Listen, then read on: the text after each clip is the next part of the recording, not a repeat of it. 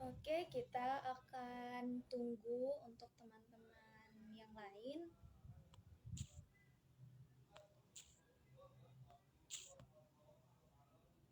Baiknya saya opening dulu. Assalamualaikum warahmatullahi wabarakatuh. Selamat datang di Observasi 85, obrolan seru bervariasi. Kita akan bahas tentang demensia Alzheimer. Nah, ini adalah satu pembahasan yang penting banget. Nanti kita akan bahas bersama dengan Dr. Yu Hasan.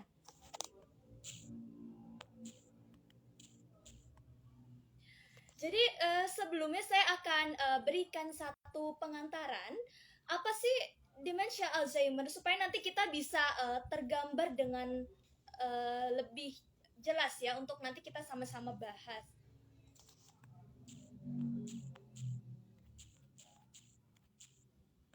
Ya, terima kasih buat teman-teman yang sudah bergabung. Jadi di sini saya akan sedikit dulu memberi pengantaran sebelum nanti dijelaskan lebih lengkap oleh Dr. Yu Hasan terkait dengan demensia Alzheimer. Apa sih gitu ya? Nah, mungkin teman-teman pernah melihat nenek atau ibu atau kakek yang bertanya 5 menit sekali gitu ya. Udah makan belum? Padahal beliau sudah diberi makan. Nah, ini merupakan salah satu ciri khas dari demensia Alzheimer. Nah, saya juga menyimak workshop ataupun talk show dari komunitas Alzheimer Indonesia. Mungkin teman-teman kalau bisa lihat Instagramnya Alzheimer Indonesia, saya sering menyimak gitu ya. Jadi demensia itu sebenarnya, demensia itu sebenarnya uh, serangkaian gejala. Nah, di bawah-bawahnya ini ada lagi nih, ada demensia Alzheimer, demensia vaskular. Nah, kita akan bahas tentang demensia Alzheimer. Kita akan lebih mendalami gitu ya terkait dengan demensia Alzheimer.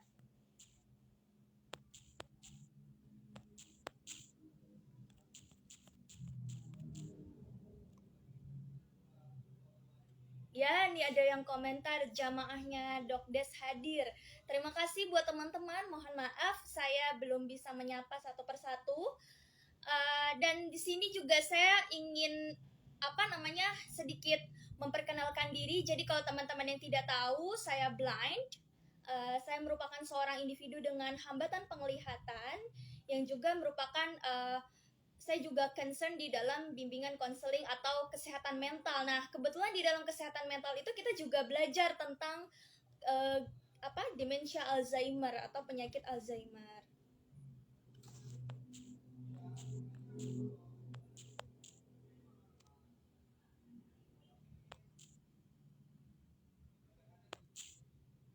Ini ada yang bertanya, acara Dok Deska ini ya kita melanjutkan sesi yang kemarin. Setelah kemarin kan kita banyak reschedule dan lain sebagainya.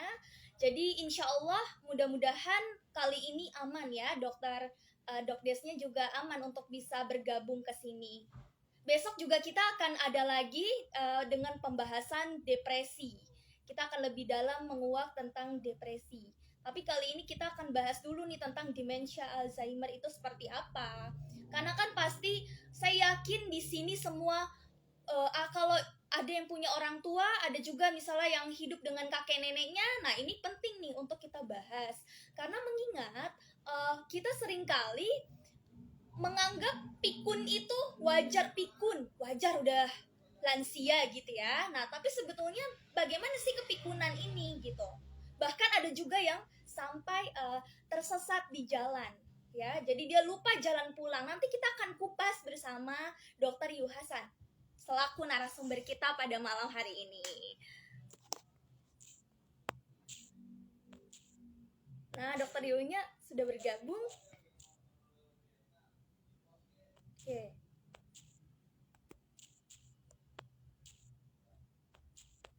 Sebentar, kita undang terlebih dahulu.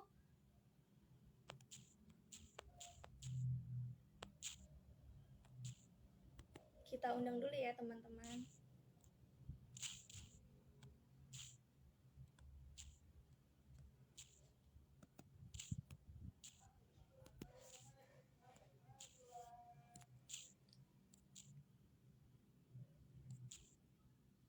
Udah nih, mudah-mudahan aman.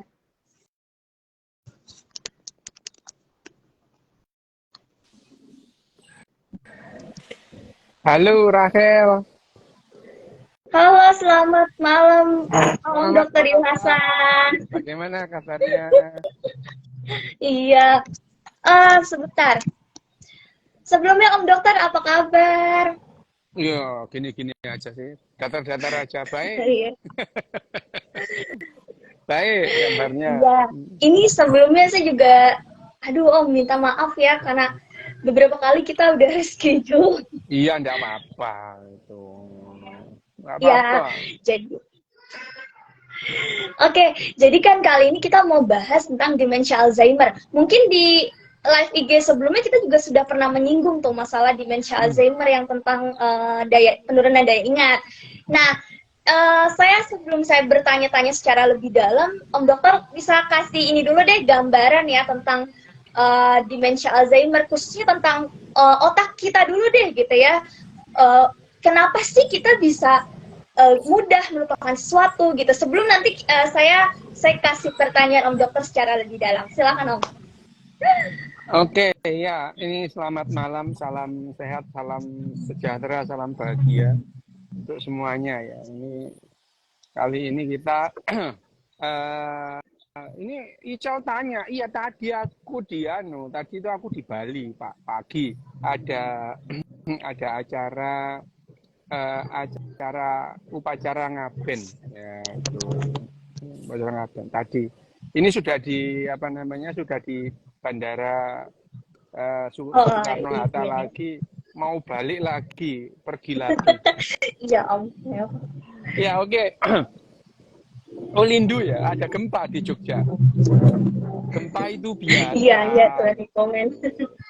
Gempa itu biasa itu. Gempa aja heboh. Iya, iya benar. Itu Ical itu Benar. gempa aja heboh itu. Gempa itu kan ya seperti Iya. orang ngentut. Kalau di Jepang ya ada gempa itu seperti ada orang gelegean itu sendawa. Jadi ya wajar Iya. itu. Oke, kita bahas mengenai memori ya. Nah, ini. Ya memori gitu ya. Ya otak apa namanya otak kita itu otaknya manusia itu memang ya seperti otak binatang-binatang yang lain gitu. Eh, Sebetulnya tujuan otak itu tugasnya itu adalah merespon dengan cepat gitu ya. Lingkungan merespon dengan cepat eh, apa namanya data yang dikirimkan oleh lingkungan dan tubuh kita. Jadi ya misalkan nyeri gitu ya. Iya, Itu iya. akan direspon otak dengan cepat gitu ya. Iya, iya. Jadi rangsangan atau apa impuls yang datang dari tubuh kita atau dari luar itu bisa direspon dengan cepat. Itu tugasnya otak itu. Tujuannya otak Iya. binatang itu gitu. Karena ya tumbuhan nggak punya otak gitu ya. Yang punya otak adalah binatang. Gitu. Semua binatang punya otak atau paling tidak cikal bakal otak itu ya. Jadi kalau kita berbicara serangga, serangga punya otak, mereka punya susunan saraf, mereka punya susunan saraf. Gitu. Dan Iya, susunan iya, saraf iya. pada serangga itu adalah cikal bakal berkembang secara evolusioner akan menjadi otak kita, gitu ya. Iya, Itu iya. adalah otak. Nah, bagaimana yang namanya otak itu merespon dengan cepat itu karena Iya. kita punya ya namanya motorik, sensorik gitu ya. Betul. Itu adalah apa namanya modal bagaimana otak kita itu bisa merespon dengan cepat ya. Haus ya langsung minum gitu ya. Ngambil sendiri itu. Kalau tanaman nggak bisa ngambil sendiri, dia nunggu hujan gitu ya. Itu adalah bagaimana apa organisme itu merespon lingkungannya dan dirinya sendiri. Itu tugasnya otak pada binatang. Nah, Iya. otak pada binatang itu akhirnya dilengkapi oleh memori gitu ya. Mengingat itu. Mengingat yang paling penting itu mengingat di mana itu. Itu paling penting, itu paling sulit dilupakan gitu ya. Paling memori tentang lokasi itu paling sulit dilupakan. Paling sulit dilupakan. dilupakan. Kalau seseorang itu pernah datang ke suatu tempat, itu sulit lupa tempat itu pernah didatang. Jadi kalau dia ke situ lagi, dia tahu ini pernah saya ke sini gitu ya. Itu yang paling sulit dilupakan. Terus memori tentang emosi itu juga sulit dilupakan gitu. Sulit dilupakan emosi kalau misalnya Rachel itu ya. Rachel itu kalau dimarahi ibunya itu ingat itu. Ingat. Betul dokter. Betul sekali. Apalagi dimarahinya itu nyakitin hati gitu ya. Wah, itu Iya. Itu akan ingat gitu ya. Itu akan ingat. Ya, di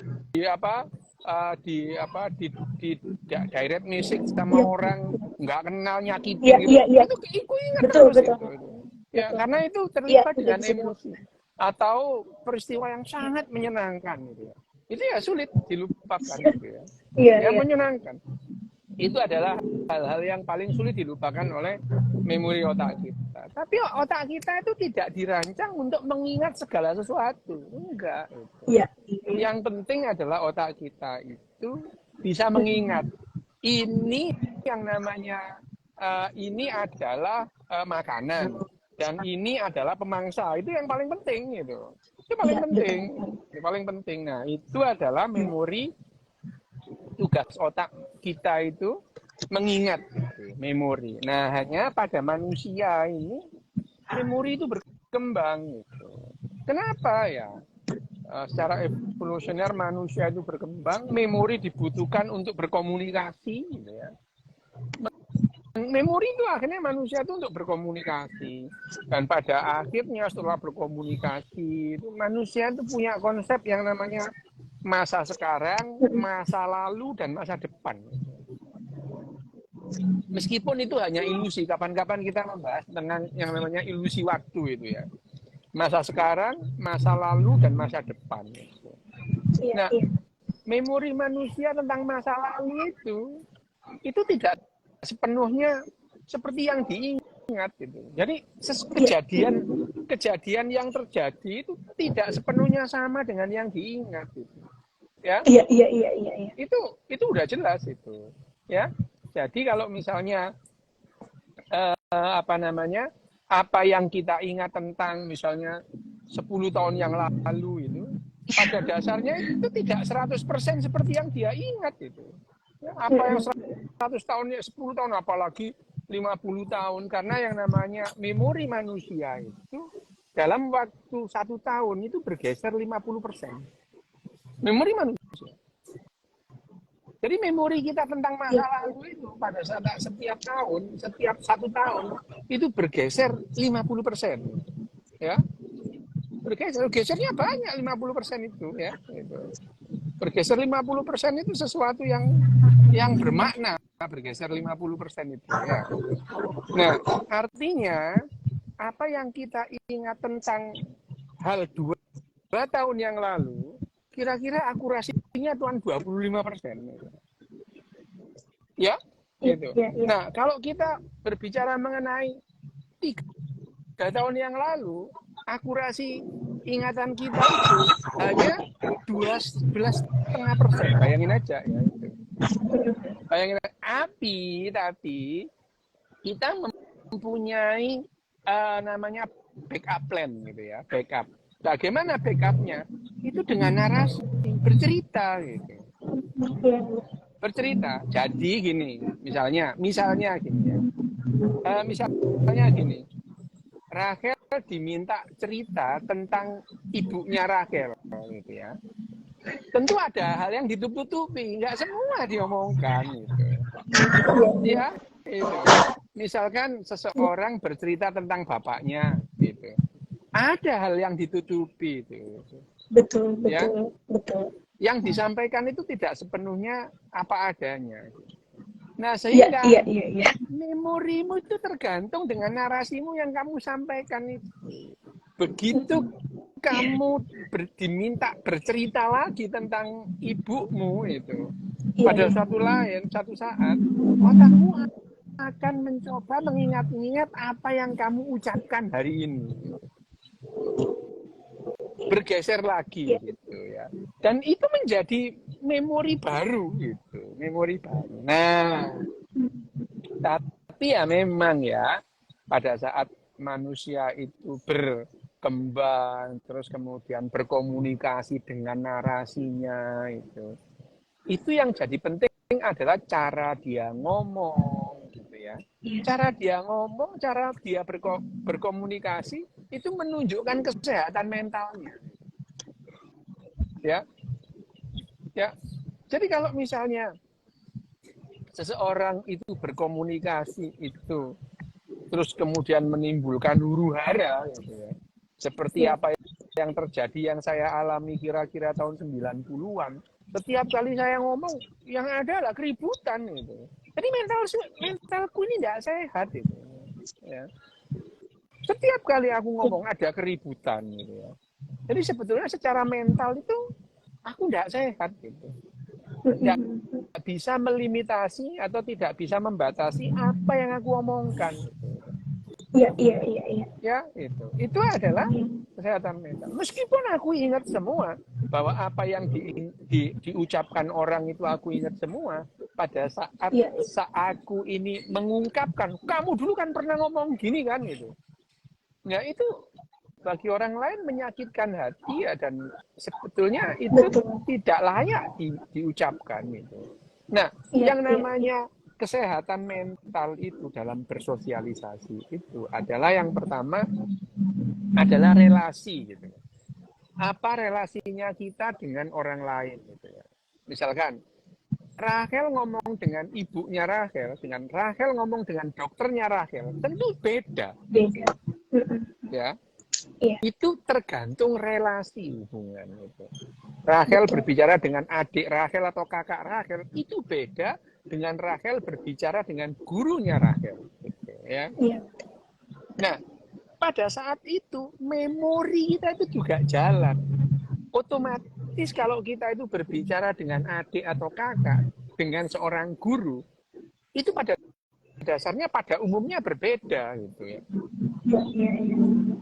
Akan sangat bermasalah kalau berbicara sama guru itu terus kemudian tidak pakai tata krama. Itu yang saya alami dulu gitu ya. Iya, iya, iya. Nggak pakai tata krama.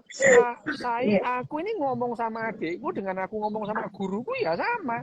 Nggak pakai tata Sama. krama. Iya, nggak pakai tata krama. Nah, itu adalah dalam hal berelasi gitu.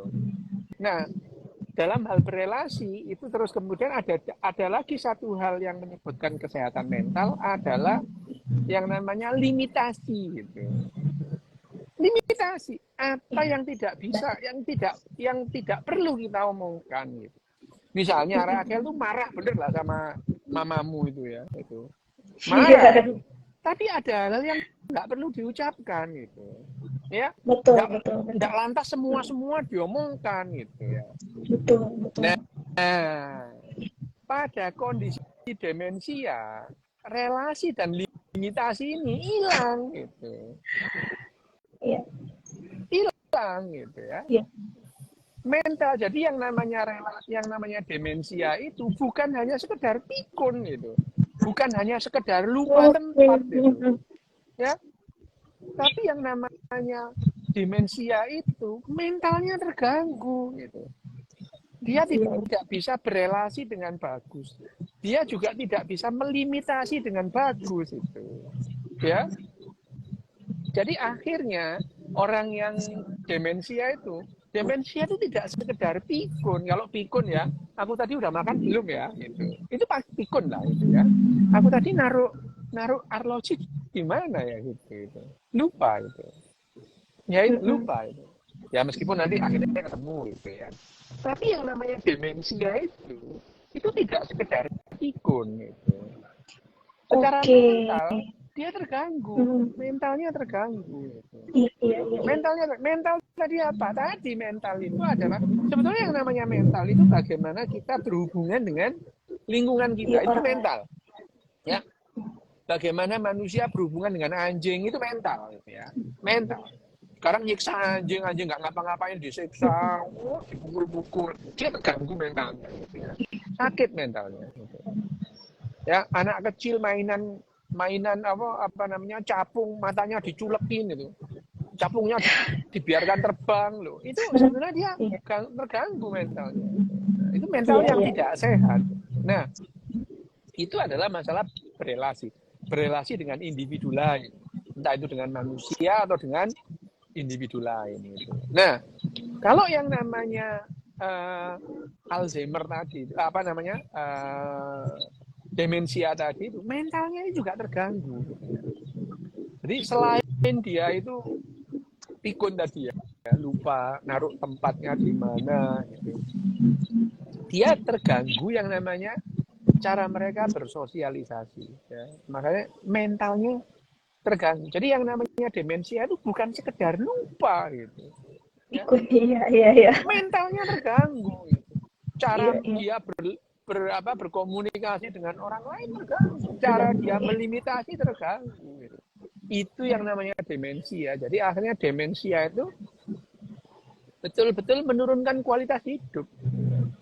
Betul-betul menurunkan kualitas hidup. Terutama berkualitas hidup dalam hal berelasi. Ya. Iya, iya. Itu adalah demensia. Nah, demensia itu sendiri yang merupakan kumpulan gejala-gejala tadi itu. Lupa tempat, lupa waktu gitu ya, gitu. Ya, lupa waktu. Jadi ada yang namanya disorientasi, itu ada disorientasi tempat, Iya. ada disorientasi Disorientasi. waktu itu ya. Ada itu. Disorientasi tempat dan waktu itu yang dua hal yang berbeda, tapi itu adalah tanda-tanda dari demensia itu ya. Gejala. Jadi yang namanya demensia itu kumpulan gejala-gejala gitu ya. Kumpulan gejala apa tadi? Ya itu tadi pikun gitu ya. Disorientasi, terus kemudian gangguan limitasi, gangguan berelasi gitu ya. Itu adalah sekumpulan dari gejala-gejala yang namanya demensia gitu. Itu. Nah, kalau Alzheimer apa? Alzheimer itu sudah jelas penyebabnya gitu. Iya, Jadi iya, iya. penyebabnya. Jadi karena yang namanya metabolisme, terutama metabolisme protein gitu ya, di otak kita itu kan banyak protein, itu ada banyak asam amino di situ ya. Nah, kalau metabolisme protein ini gagal gitu ya, sehingga terjadi kerusakan jaringan, proses degeneratif di otak gitu, dan menimbulkan gejala-gejala yang tadi itu, demensia tadi, itu namanya Alzheimer gitu ya. Jadi demensia belum tentu Alzheimer. Alzheimer bisa menimbulkan demensia, meskipun tidak selalu ya. Oke. Ya, kalau Alzheimer itu adalah misalnya Alzheimer itu di awal-awal, biasanya demensianya nggak kelihatan gitu. Karena Iya. Alzheimer itu pelan-pelan tapi Pasti. progresivitasnya Iya. pasti gitu. Iya, Ya, iya, iya. pasti itu. Ya. Itu pasti itu. Orang yang paling terkenal dan mengidap Alzheimer itu adalah mantan orang nomor 1 Amerika, itu Ronald Reagan. Itu Alzheimer. Alzheimer sampai meninggalnya dia Alzheimer. Di pertengahan dia bahkan lupa dengan yang namanya istrinya gitu. Nancy Reagan itu dia lupa, nggak ingat siapa-siapa gitu ya. Dan yang namanya Alzheimer itu ya seperti demensia itu. Dia ya demensia memang ya. Tapi Alzheimer itu sudah jelas penyebabnya. Ada degenerasi gitu. Tapi kalau misalnya dia mengalami kepikunan, dia mengalami gangguan relasi, mengalami gangguan limitasi. Tapi otaknya baik-baik aja itu kelihatannya di CT scan ini kok tidak ada, terus kerusakan, kemudian metabolisme proteinnya masih bagus semua itu. Nah, ini namanya demensia. Tapi kalau sudah jelas ada degenerasi jaringan otaknya atau jaringan sarafnya, nah ini jelas. Ini yang namanya Alzheimer. Ya, dan yang namanya Alzheimer itu, sifatnya progresif. Makin lama makin buruk dan makin cepat gitu ya. Perkembangannya itu makin cepat. Itu Alzheimer gitu ya. Jadi Alzheimer itu kalau sudah muncul gitu. Sampai sekarang yang bisa kita lakukan adalah menghambat progresivitas Jadi Iya. obat Alzheimer yang ada itu untuk menghambat Progres. progresivitasnya dan untuk mengurangi gejala-gejalanya gitu ya. Karena yang namanya Alzheimer, demensia tadi itu dia bukan hanya sekedar lupa itu. Dia jadi Iya. paranoid, curiga sama semua Betul, orang betul. gitu ya. Curiga dia sama semua orang dicurigai. Apalagi meskipun itu suaminya atau istrinya Iya. dicurigai dia. Wah, dia jadi paranoid sama semua orang gitu ya. Ya, jadi orang-orang yang paranoid itu bakat banget itu apa namanya orang-orang yang toksik sama pasangannya itu bakat banget itu Alzheimer ya dia melakukan itu paranoid itu wah dia curiga sama semua orang termasuk sama suaminya sama istrinya sama Iya. anaknya dicurigai semua ini curiga yang Iya. tidak beralasan paranoid itu adalah gejala-gejala dari demensia gitu dan Alzheimer. Bedanya adalah kalau demensia itu adalah belum diketahui dengan jelas penyebabnya, tapi kalau Alzheimer itu sudah jelas ada gangguan metabolisme protein dan asam amino yang menyebabkan protein di susunan sarafnya itu rusak gitu ya. Yang itu yang namanya proses degeneratif, proses menua.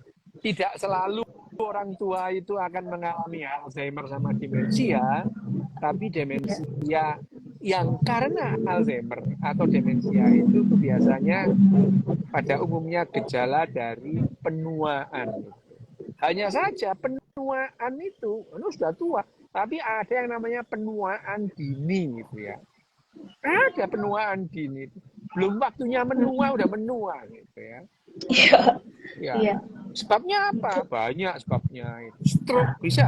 Stroke itu bisa menyebabkan Alzheimer datang lebih awal gitu ya. Stroke itu bisa memicu sama ya proses-proses degeneratif seperti Parkinson datang lebih awal. Trauma di otak, misalnya petinju gitu ya. Petinju itu resikonya dia mengalami Alzheimer dan demensia itu 10 kali lebih besar ketimbang orang yang nggak tinju gitu ya itu. Bukan petinju gitu ya. Itu adalah Alzheimer. Jadi yang namanya Alzheimer itu bisa terjadi pada penuaan dini. Jadi orang umurnya masih 40 tahun gitu. Dia apa kerjaannya? Dia jadi pelatih tinju atau memang dia petinju gitu. Ya kayak Muhammad Ali. Muhammad Ali umur 38 tahun. Umur 38 tahun dia. Dia mengalami Parkinson gitu ya. Itu Parkinson dan Alzheimer itu merupakan proses degeneratif. Cuman beda ya kalau Alzheimer itu tadi mengalami demensia terus kemudian tapi cepat atau lambat yang namanya Parkinson itu juga jatuh pada demensia gitu. Demensia. Iya, saya pernah dengar ya. Ya, jadi demensia itu cepat atau lambat itu akan muncul pada yang namanya Parkinson stadium lanjut gitu ya. Jadi Parkinson stadium lanjut itu bukan hanya yang namanya dia kaku ototnya, dia kesulitan bergerak dan dia gemetar, tremor, tetapi mentalnya juga terganggu gitu karena demensia tadi. Ya, gitu ya. Jadi demensia itu seperti itu yang namanya demensia gitu. Nah, sebetulnya demensia kalau ditanya bagaimana cara mencegah demensia? Ya dengan berat hati saya omongkan nggak bisa gitu. Nggak bisa gitu. Nggak bisa gitu. Apakah dengan ngisi TTS, baca buku itu iya. Ya, itu. Ngisi TTS, baca buku itu terus kemudian bisa mencegah kita dari demensia dan Alzheimer. Kata siapa? Itu Ronald Reagan itu kurang aktif apa dia? Itu. Ya gitu. Tidak ada bukti itu ya. Tidak ada bukti bahwa suatu kegiatan itu bisa mencegah dari Alzheimer dan Parkinson. Nggak ada. Hanya ada banyak gitu ya, banyak. Wah, kata siapa merajut bisa itu? Mertuaku merajut itu Alzheimer juga itu. Ya ini yang nah klaim-klaim yang seperti itu lebih pada afirmasi daripada konfirmasi yang seperti kemarin saya bicara sama ketua prodi dari Universitas apa namanya Universitas Unwir itu ya kemarin gitu. Ya itu. Jadi yang namanya apa ngisi TTS, main Sudoku, baca-baca itu. Nggak bisa itu. Itu tidak akan bisa mencegah kalau ada orang itu memang bakatnya itu Alzheimer gitu. Ya itu hanya saja. Memang Alzheimer itu kadang-kadang dipicu gitu ya. Dipicu oleh serangkaian kegiatan. Misalnya ini ya, misalnya seseorang itu dari aktif terus kemudian tidak aktif gitu ya. Ya, tidak aktif itu. Ya, bukan tidak aktifnya itu yang membuat dia Alzheimer, bukan itu ya. Orang tidak aktif itu stresnya nambah gitu ya. Nah, stresnya nambah dia itu udah aktif di rumah, biasanya di kantor ya. Oh, puter sekarang di rumah. Wah, istrinya cerewet. Wah, wes ya, udahlah gitu ya itu. Nah, udah gitu terus kemudian dia stres. Terus kemudian ada stroke. Nah, itu stroke-nya itu yang bisa memicu gitu ya. Stroke itu seringkali tidak disadari, apalagi yang namanya kemunduran yang namanya infark cerebral yang ya memang karena penuaan gitu ya itu ya infark gitu ada infark itu mati sel otak karena penuaan dan itu kalau terjadi bisa memicu yang namanya bakatnya itu muncul pada saat itu bukan karena dia tidak baca bukan tidak baca TTS itu. Apakah terus latihan pernapasan bisa mencegah Alzheimer? Nggak ada bukti gitu ya. Nggak ada bukti itu. Itu ada itu. Beneran ini. Itu ada guru tenaga dalam, guru meditasi itu Alzheimer juga gitu. Alzheimer juga gitu. Jadi bahwa Alzheimer dan demensia itu ada yang berupa bakat, iya gitu ya. Itu iya. Bahwa yang namanya Alzheimer itu pusatnya di mana? Semua otak kena itu. Semua otak, bagian otak itu mengalami degenerasi. Bisa nggak dengan meditasi? Nggak bisa gitu ya. Oh, kamu sakit tipes, coba kamu sakit tipes tarik napas, keluar napas. Nggak bisa tipesnya, harus minum obat gitu ya. Gitu ya gitu. Jadi kalau misalnya ini ada pertanyaan, benar nggak dok having sex bisa mencegah demensia? Enggak sih. Enggak. Tapi bahwa itu adalah kegiatan yang sehat, iya. Asal having sex dilakukan dengan sehat ya. Tidak dengan tampar menampar gitu ya. Tidak dengan gawai itu ya. Itu yang merupakan yang namanya gejala Parkinson ya. Alzheimer. Nah, sekali lagi, jangan percaya kalau ada. Ini loh, ditemukan obat Alzheimer. Gampang, mantan Presiden Amerika saya meninggal aja belum ada obatnya. Jangan percaya. Itu loh, ada orang bisa menyembuhkan Parkinson atau Alzheimer. Kalau Parkinson sekarang bisa sembuh dengan operasi. Itu bagus sekarang gitu ya. Tapi Alzheimer belum kita temukan obatnya gitu ya. Belum kita temukan obatnya. Meskipun kita udah tahu nih itu prosesnya gitu.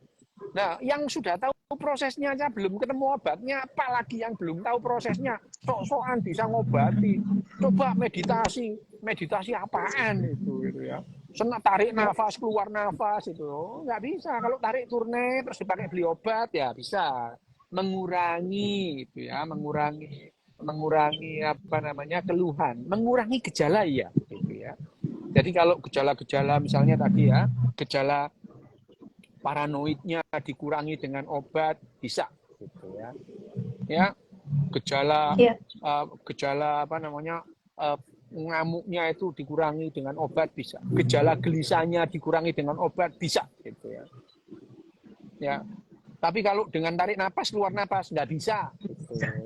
Iya, iya. Jangan percaya, orang Alzheimer tarik napas keluar napas, malah dipukul kamu, gitu ya. Gitu.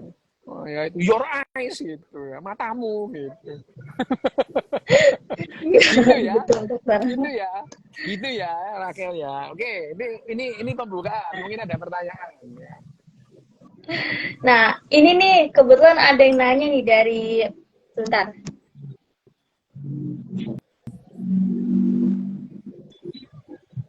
Nah, ini dari ya, Ira Andreas ya. Jadi beliau tanya bahwa gimana sih dokter kalau misalnya di lingkungan kita itu ada yang sakit mental gitu ya, tapi dia tidak paham kalau misalnya ternyata dia itu bermasalah secara mental gitu. Sikap kita tuh harus seperti apa gitu dokter? Maksudnya sikap apa, Raquel? Mungkin kalau misalnya kita menemukan keluarga kita nih, ternyata dia punya masalah secara mental ya. Nah, tapi si keluarga ini nih nggak paham kalau dia punya gangguan gitu. Yang merasakan kan orang-orang terdekatnya. Nah, Oh sikap iya. yang harus dilakukan. Nah, itu apa? Ya dibawa ke dokter gitu. Serahkan ke ahlinya itu ya. Jangan misalkan orang itu terus gangguan demensia gitu. Lah obatnya Iya, ya iya, iya. ke dokter saraf dan psikiater itu. Ya, dua itu. Memang dua itu. Psikiater dan saraf itu. Biasanya ya yang paling ke dokter saraf itu ahlinya. Jangan dibawa ke tukang urut itu. Jangan dibawa ke guru pernapasan loh. Gimana guru pernapasan belajar penyakit aja nggak pernah gitu ya itu.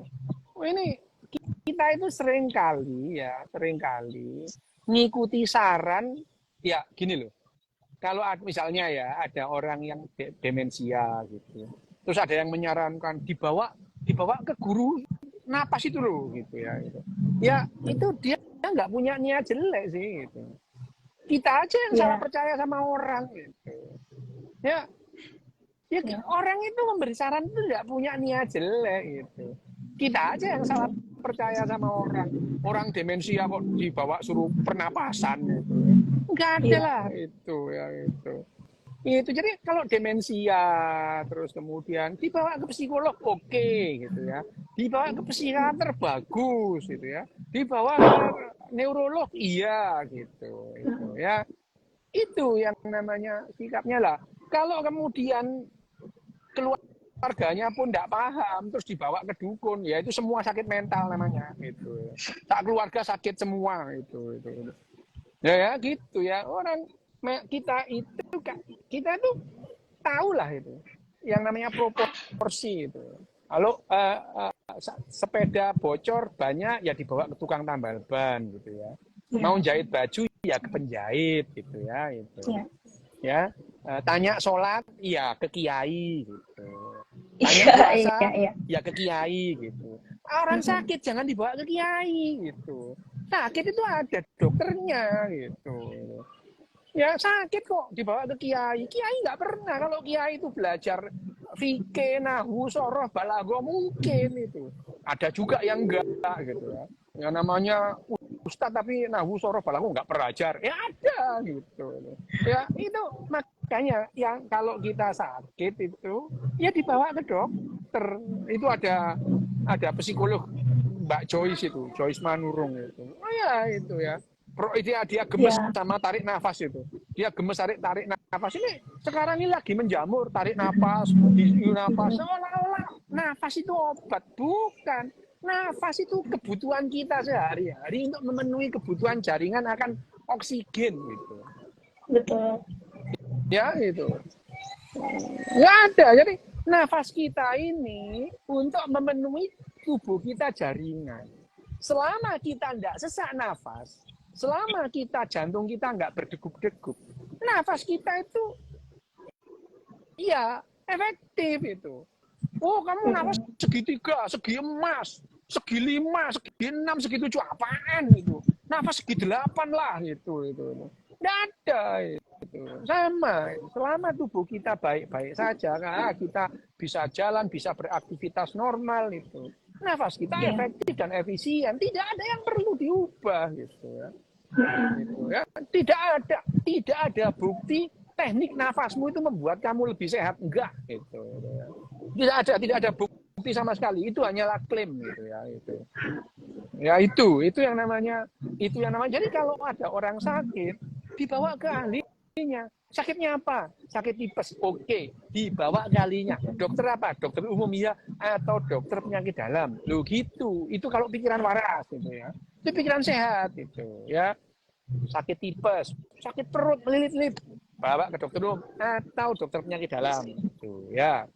Dokter penyakit dalam, ini sakitnya bukan karena ini, sakit karena ureternya, mungkin akan dikonsulkan ke dokter urologi. Loh iya gitu, dikonsulkan, dibawa ke ahlinya gitu. Jangan terus kemudian jahitin baju ke tukang las, kan enggak gitu. Iya. Ya gitu. Jahitin baju ke tukang las, enggak gitu. Kita nggak pernah jahit baju ke tukang las. Kita nggak pernah nambal sepeda motor ke apotik. Lah kenapa kalau sakit itu kok terus kemudian ke yang enggak gitu. Ya. Itu yang penting gitu. Ya itu. Jadi ya yang namanya kalau seseorang itu yakin soal pernapasannya, terserah, jangan ganggu orang lain gitu ya. Kamu nggak tahu apa-apa nasihatin orang lain, tarik nafas, kamu nggak ngerti soal sakit gitu ya, itu apa namanya, nggak tahu soal. Udahlah, kalau kamu nggak tahu soal penyakit, udah diem, nggak usah ngomong gitu. Iya. Ya, nggak tahu penyakit ini ya, tarik nafas ini bisa mengurangi stres, kata siapa itu? Nggak ada lah itu jengkelin banget itu jengkelin banget. Betul. Saya itu terus jengkel itu, saya tiap hari itu SJW pernafasan itu sekarang makin itu karena kalau dia nafas kemudian mengajak ayo kita nafas ini tapi kalau ngomong sehat, ngomong metabolisme, orang belajar ke biologi aja nggak pernah ngomong metabolisme gitu ya itu ngomong metabolisme, iya sabar ini, nggak sabar saya kalau soal ginian ini jengkelin, karena gini loh, karena banyak orang itu yang terus kemudian salah mengambil keputusan gara-gara rekomendasinya itu. Betul. Bayangin aja orang Alzheimer, udah bener dibawa ke misalnya psikiater atau psikolog atau malah dibawa ke tukang napas gitu, jengkelin banget kan itu. Loh, yang menanggung akibatnya itu yang sakit dan keluarganya. Dia sih nggak ada urusan gitu. Ya, dia nggak ada urusan. Misalkan orang Alzheimer, sana ke sana, terus ngikut gitu ya. Ya ngikut itu, ngikut rekomendasinya dia ke tukang napas lah, SJW pernafasan itu ya itu. Loh, terus kemudian gejalanya memburuk. Yang menanggung akibatnya siapa? Pasiennya dan keluarganya. Dia nggak nanggung apa-apa dia, malah sering ditepui. Wah di Instagram dapat jempol, dapat hati gitu ya. Oh dapat beginian gitu ya itu. Ini dalam kesempatan yang seperti ini Rachel ya, ini ya memang Rachel, aku kalau begini nggak marah sama kamu loh ya. Kalau sama Koen ya aku marah gitu. Kalau sama kamu enggak. Gitu ya. Ya. Gitu ya itu. Wes. Udah, oke. Iya. Nah, ini saya sedikit menarik ya yang tadi perkataan Om Dokter di tengah-tengah ini nih.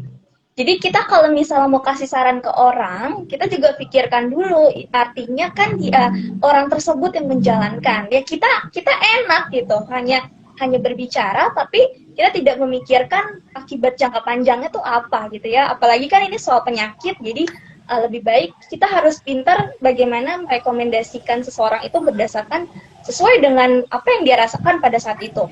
Nah, ini satu pertanyaan dari saya nih Om. Kalau misalnya depresi, atau kita mungkin merasakan satu perasaan kesendirian gitu ya. Bisa nggak sih menjadi resiko untuk seseorang terkena demensia kalau kita misalnya depresi gitu? Karena ada tuh yang ada beberapa orang yang bilang jangan stres, kurangi stres. Nah itu gimana tuh Om Dokter? Ya, pertama ya itu harus membiasakan, jangan memberikan rekomendasi kalau nggak diminta. Gitu. Betul, Hobi betul. banget ngasih nasihat gitu. Kalau nggak dikasih, kalau Betul. nggak diminta itu jangan memberikan rekomendasi gitu. Iya. Terus kalau nggak tahu bilang nggak tahu itu. Jangan sok-sokan itu. Ya, dikasih tahu. Mas, ini ibuku sakit Alzheimer, enaknya diapakan? Itu orang meminta rekomendasi. Lah kalau kamu itu dokter bukan, psikolog bukan, ya bilang nggak tahu, lebih baik ke dokter. Gitu jawabnya. Itu. Ya, gitu itu. Jangan terus dibawa ke sana loh. Oh, itu ada dukun sakti loh. Itu ngawur itu namanya. Ya itu. Jadi satu, latihan biasakan untuk tidak memberikan rekomendasi kalau tidak diminta gitu. Ya, apapun itu. Kamu sudah sholat apa belum? Ngapain sih orang nggak diminta nasihat gitu. Gitu. Itu ya itu. Orang baca Quran terus bacaanmu salah, apaan sih? Aku nggak minta nasihat kamu gitu. Iya, iya, iya. Nah itu biasakan tidak memberi nasihat kalau nggak diminta gitu. Orang Indonesia kan Betul, hobinya betul. ngasih nasihat gitu. Hobinya Betul, nggak diminta ngasih nasihat gitu. betul. Itu yang pertama. Biasakan latihan gitu ya. Latihan untuk tidak memberikan rekomendasi kalau tidak diminta. Satu. Ya, gitu. Yang kedua, kalau kamu tidak tahu masalahnya, diem, bilang tidak tahu, nggak apa-apa. Ya, biasakan bilang tidak tahu. Itu. Biasakan kalau tidak tahu, ya bilang tidak tahu. Itu. Tarik nafas, itu. Orang biasanya kalau marah-marah disuruh tarik nafas, gitu ya. Apaan? Aku disuruh tarik nafas ya malah marah-marah. Itu ya, Rachel ya. Jadi, Iya. nah mengenai depresi, besok kita bahas kan? Besok ya. Yes, yes. Besok. Tapi apakah depresi itu ada hubungannya dengan demensia? Nggak ada hubungan langsung. Gitu, ya. Oke. Ya, kebaikan opo itu katanya demi kebaikan opo ini lambemu itu ya kebaikan opo. Iya, iya. Gitu. Betul. Gitu ya Rachel gitu. Iya Om. Iya betul. Ini cocok sih ya kalau misalnya kita bahas di bimbingan konseling juga sama. Jadi kita juga tidak boleh memberi saran atau nasihat kalau tidak diminta. Ini kita perlu camkan baik-baik. Apalagi masalahnya masalah penyakit. Kita juga bukan orang ahli masalahnya seperti itu. Nah ini ada yang bertanya nih. Ini satu pertanyaan yang menurut saya menarik ya di kolom komentar nih. Kan tadi kita bahas bahwa demensia itu ada hubungan sama gangguan mental gitu. Nah ini apakah demensianya dulu yang menyebabkan gangguan mental atau gangguan mental yang menyebabkan demensia? Dia ada satu pertanyaan nih Om Dokter. Gini loh, demensia itu kumpulan dari gejala. Ya, bukan penyebab itu. Jadi kalau ada gejala Ya, A, B, C, D, nah ini namanya demensia. Jangan dibolak-balik gitu ya. Ini kayak tanya dulu mana telur sama ayam gitu. Ini beda. Yang namanya demensia itu adalah kumpulan gejala, salah satunya pikun, gangguan mental itu ya. Jadi kalau gejala-gejala ini ada, namanya demensia gitu loh ya gitu. Ya gitu. Iya. Ya bukan demensia menyebabkan gangguan mental. Yang namanya gangguan mental itu adalah salah satu gejala dari yang namanya demensia. Kalau tidak ada gangguan mental, cuma pikun tok, ya bukan demensia namanya. Gitu, ya itu. Demensia itu kumpulan gejala. Gitu. A, B, C, D, E. Kalau kumpulan gejala lengkap namanya demensia. Gitu, ya. Ya, betul. Jadi bukan berarti demensia yang menyebabkan gangguan mental Bukan ya. Tadi kita itu, juga sudah bahas di bukan. Itu di kalau ada poin awal kalau kalau ya, disimak tadi kita sudah bahas sebetulnya. ya, Iya. Nah, iya. Nah, ini terakhir nih ya. Mungkin kita sebagai ada di sini keluarga ataupun caregiver yang di ibaratnya yang merawat gitu orang tua ataupun kakek nenek ataupun ya keluarga yang mengidap demensia ataupun Alzheimer ini. Nah, apa sih yang bisa dilakukan supaya si keluarga ini juga tidak terbawa, tidak ikut-ikutan stres gitu? Karena kan tadi seperti yang Om Dokter bilang di awal bahwa demensia ini kan apalagi misal kita ngomongin Alzheimer deh, gangguan mental gitu ya, orang bisa terkena yang namanya gangguan mental dari sini, bisa merusak relasi yang tadi misalnya jadi gampang curiga gitu ya, suami istri curiga sesama lah ibaratnya gitu. Kalau misal suaminya yang kena, kadang-kadang suaminya yang curiga terhadap istrinya seperti itu, jadi menimbulkan stres tersendiri terhadap yang merawat. Nah, ini gimana nih Om supaya kita bisa tetap produktif lah ibaratnya ketika ya kalau diberikan ya ya. Jadi kalau ada keluarganya stres, ya keluarganya dibawa ke dokter juga gitu. iya iya. Ya, jadi kalau ada keluarganya gangguan cemas, terus gelisah, ya caregivernya nggak usah sok-sokan ngobati gitu ya. Caregivernya udah, Bu, Bapak ke dokter juga nih supaya dikasih obat gitu. Ya obat apa? Ya obat supaya tidak cemas gitu. Jadi kalau ada keluarganya atau lingkungannya orang yang apa namanya Alzheimer itu terus kemudian jadi cemas, gelisah, caregivernya Iya, jangan sok-sokan ngobati, kasih nasihat itu. Bu, Pak, iya, saya lihat ibu bapak cemas deh gitu ya gara-gara ini. Ibu ke dokter aja gitu.